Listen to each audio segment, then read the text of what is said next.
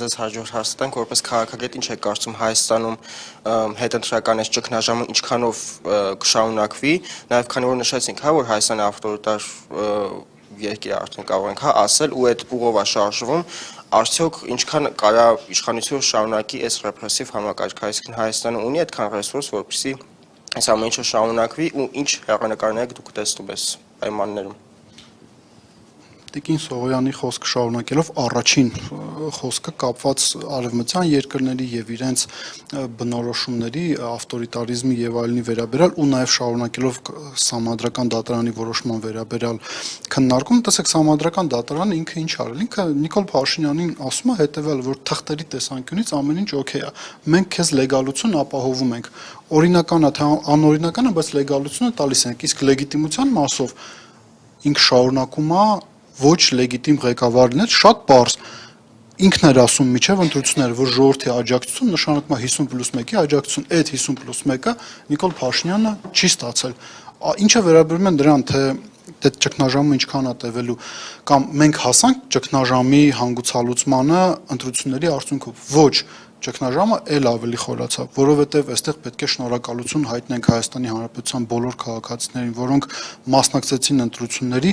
ես ինքս օրինակներ եմ տեսել, մարդիկ գերդաստաններով, բառիզմ իմաստով ընտրություններին մասնակցել են։ Դրա շնորհիվ, որ իրենք չեն կարողացել ձևավորել սահմանադրական մեծամասնություն, երբ կարա քաղաքական ճգնաժամը հանգուցալուծվի։ Տեսեք, ինքը ունի պարտավորությունների մի հատ մեծ շղթա, խոսքը Նիկոլ Փաշինյանին է վերաբերվում, այդ պարտավորությունից ամենակարևորը վերաբերում է սահմանադրական փոփոխություններին։ Այդ սահմանադրական փոփոխությունները իրականացնելու տարբերակները այդքան էլ շատ չեն։ Հենց այն պահին, երբ որ ինքը գա ազգային ժողով փորձելով սահմանադրական փոփոխությունները կյանքի կոչելու, հենց այդ պահից սկսած լինելու է հնարավորություն ընդդիմության համար հասնել քաղաքական ճգնաժամի հանգուցալուծմանը։ Եթե իրենք կողմ չեն քվեարկում, Նիկոլ Փաշինյանը տարբերակներից մեկը, որ փորձելու է կյանքի կոչել, դա սահմանադրությունը